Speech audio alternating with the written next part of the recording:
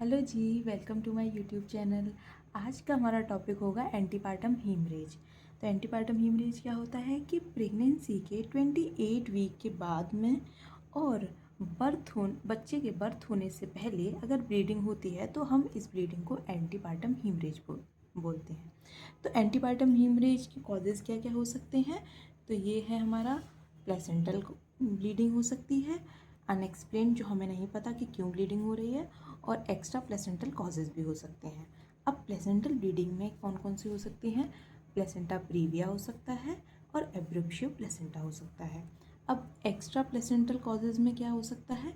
Local सर्वाइकोवेजाइनल lesions और cervical polyp हो सकता है, कार्सिनोमा सर्विक्स हो सकता है, वेरिकोज वेन और लोकल ट्रॉमा भी हो सकता है।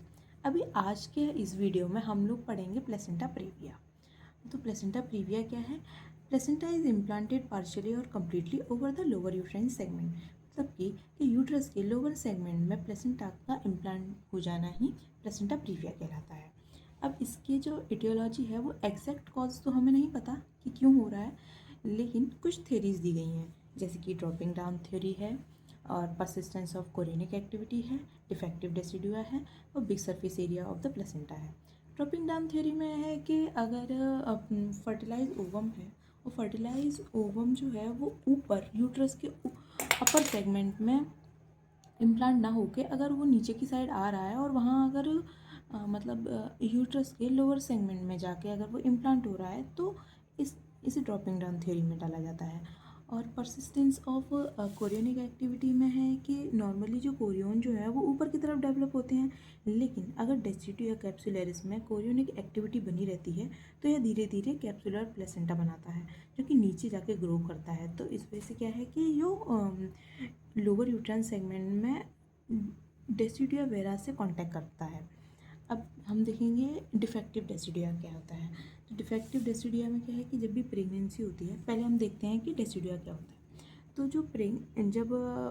जब प्रेगनेंसी होती है तो यूट्रस में जो जो इनर लाइनिंग है एंडोमेट्रियम की, तो वो चेंज होकर डेसिडुअम बन जाती है। तो डेसिडुआ जब बन जाएगी तो ये लेयर क्या करती है कि एम्ब्रियो से अटैच होती है और एम्ब्रियो को बढ़ने में मदद भी करती है। तब क्या होता है कि डेसिडुआ जो है वो डिफेक्टिव हो गई है। तो इसका मतलब क्या होगा कि प्लेसेंटा को सपोर्ट ही नहीं मिल पा रहा, और प्लेसेंटा क्या है फिर वो ज़्यादा फैलने लग जाता है और वो नीचे की तरफ चला जाता है। और वहीं हम देखते हैं कि big surface area of the placenta अगर हम देखते हैं तो क्या है कि प्लेसेंटा का सरफेस एरिया बहुत ज़्यादा बड़ा हो गया है। तो ये बड़ा कब होता है? जब कोई भी मल्टीपल प्रेगनेंसी हो, ऐसे टाइम पे भी हो सकता है, जैसे कि ट्विन प्रेगनेंसी है या प्लेसेंटा को क्या है कि ज़्यादा जगह चाहिए और न्यूट्रिशन की ज़्यादा ज़रूरत है। तो प्लेसेंटा क्या है कि यूट्रस के ऊपर भाग तक सीमित नहीं रहता है, वो नीचे की तरफ भी फैलने लग जाता है। तो ये हो जाता है big surface area of the placenta. अब यही हम हाई रिस्क फैक्टर देखते हैं प्लेसेंटा प्रीविया की, तो क्या है? मल्टीपैरिटी है और मैटरनल एज जो है वो 35 ईयर से ज़्यादा हो तब भी प्लेसेंटा प्रीविया के चांसेस बढ़ जाते हैं। और जो फीमेल है उसमें सी सेक्शन का पहले हिस्ट्री रही हो और स्कार अगर यूट्रस में होता है तो ये चांसेस बढ़ जाते हैं। और अगर पहले ही अगर प्लेसेंटा प्रीविया का हिस्ट्री रहा हो या फिर क्यूरेटेज कराई हो पहले और मल्टीपल प्रेगनेंसी रही हो पहले कभी भी, या फिर बड़ा प्लेसेंटा हो उसका, प्लेसेंटा में ही एबनॉर्मेलिटी है, जैसे कि सक्सेंचुरेट लोब जो होता है, इसका मतलब है कि प्लेसेंटा में एक एक्स्ट्रा लोब आ जाता है, तो इसी को ही सक्सेंचुरेट लोब बोलते हैं। और स्मोकिंग भी एक कॉज होता है प्लेसेंटा प्रीविया का। अब हम यहाँ देखते हैं कि टाइप और डिग्री कितनी है। तो टाइप जो है प्लेसेंटा प्रीविया के 4 हैं, वो डिपेंड करते हैं degree of extension of placenta to the lower segment. अब टाइप 1 देखते हैं, तो टाइप 1 लोअर लाइन भी बोलते हैं इसको। तो placenta extend in to the lower uterine segment but does not reach the internal os. मतलब कि प्लेसेंटा लोअर सेगमेंट में तो है, यूट्राइन के लोअर सेगमेंट में है, लेकिन वो इंटरनल ऑस तक नहीं पहुंचा है। और टाइप 2 या फिर मार्जिनल भी बोलते हैं इसको। तो placenta reaches the margin of the internal ऑस but does not cover it. Margin तक तो चला गया है लेकिन internal ऑस but does not cover it, मतलब कि वो कवर नहीं कर रहा है लेकिन मार्जिन तक पहुंच गया है। अब टाइप 3 पे अगर हम आ जाएंगे तो टाइप 3 क्या है, placenta partially cover the internal ऑस, placenta जो है पार्शियली कवर कर रहा है इंटरनल ऑस को। वहीं हम टाइप 4 देखते हैं तो placenta is completely cover the internal ऑस, तो इंटरनल ऑस को इसने कम्प्लीटली कवर कर लिया है। तो वहीं डायग्राम हम देख लेते हैं, मैंने डायग्राम बनाया है टाइप 1 में, टाइप 2 ये ऐसा दिखेगा, टाइप 3 टाइप 4 जहाँ पे पूरी तरीके से कवर कर लिया है।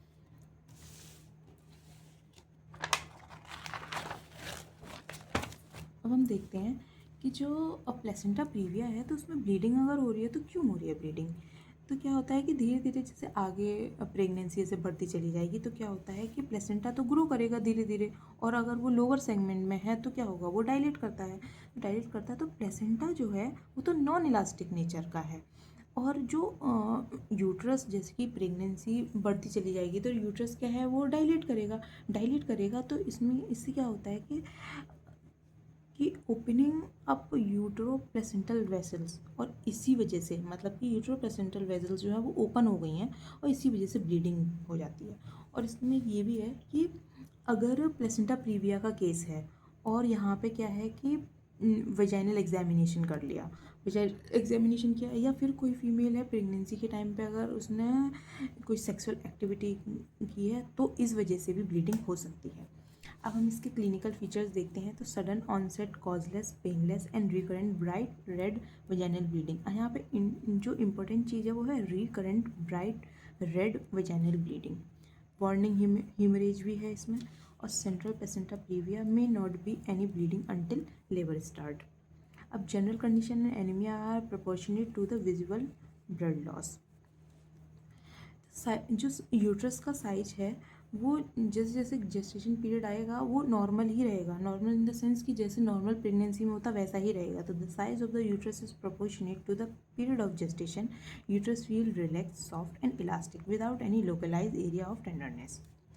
अब इसमें इसमें लेकिन क्या है, माल प्रेजेंटेशन हमें दिख सकती है, जैसे कि ब्रीच है, ट्रांसवर्स है, या अनस्टेबल लाई दिख सकती है हमें।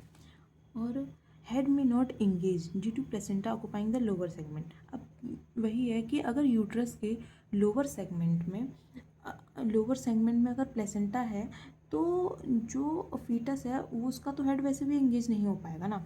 अब वही देख रहे हैं कि लेकिन इसमें क्या है कि fetal part and fetal heart sound are easily detected.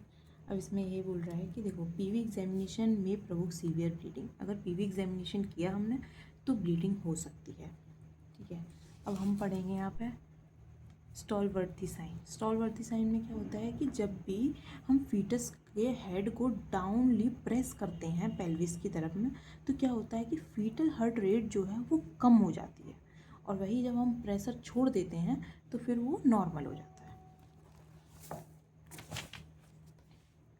अब डायग्नोसिस जो है वो कंफर्म कैसे करते हैं कि देखो painless and recurrent vaginal bleeding है और वो सेकेंड हाफ ऑफ प्रेगनेंसी में अगर ब्लीडिंग अगर हो रही है तो हमें ज़्यादा से ज़्यादा सोचना है कि ये प्लेसेंटल प्रीविया का केस हो सकता है। और प्लेसेंटोग्राफी में क्या है, localisation of placenta by USG and MRI. अब क्लिनिकल कंफर्मेशन अगर हम करना है तो पीवी एग्जामिनेशन हम कर रहे हैं लेकिन ओटी में करते हैं और अंडर एनेस्थीसिया किया जाता है। और हमें क्या है कि एलएससीएस के लिए तैयार रहना है और सिजेरियन सेक्शन कभी भी हो सकता है, इसलिए हमें पहले से तैयार रहना होता है। अब इसमें कॉम्प्लिकेशंस जो हैं मदर में क्या क्या कॉम्प्लिकेशंस हो सकते हैं, तो क्या है एंटीपार्टम हीमरेज हो सकता है, shock from loss of blood, क्योंकि ब्लड बहुत ज़्यादा लॉस हो रहा है तो शॉक में जो फीमेल है वो जा सकती है।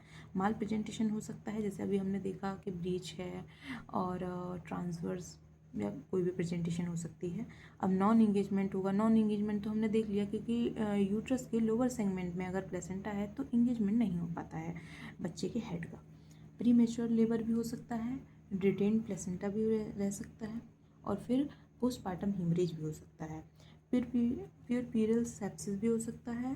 प्यूरपीरल सेप्सिस क्या होता है कि डिलीवरी होने के बाद में जो इन्फेक्शन हो जाता है वो, और सब इन्वॉल्वेशन क्या होता है कि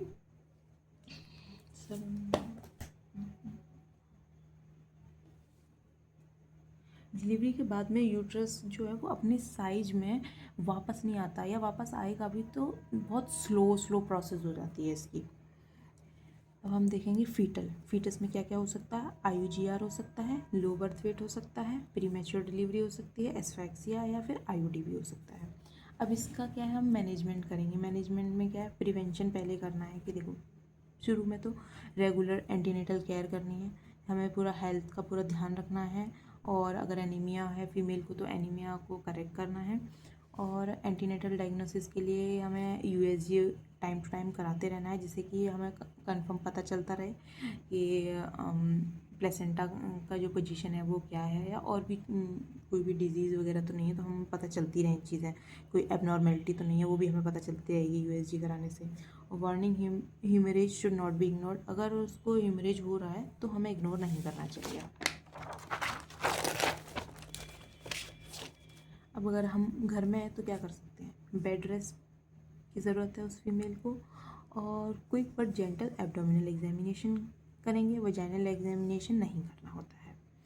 तो आज की वीडियो में इतना ही, और बाकी का अगर आपको वीडियो अच्छी लगी हो तो लाइक करना, और कोई भी कन्फ्यूज़न है, कोई भी डाउट है तो आप कमेंट में बता सकते हैं। I will explain everything, and thank you for watching.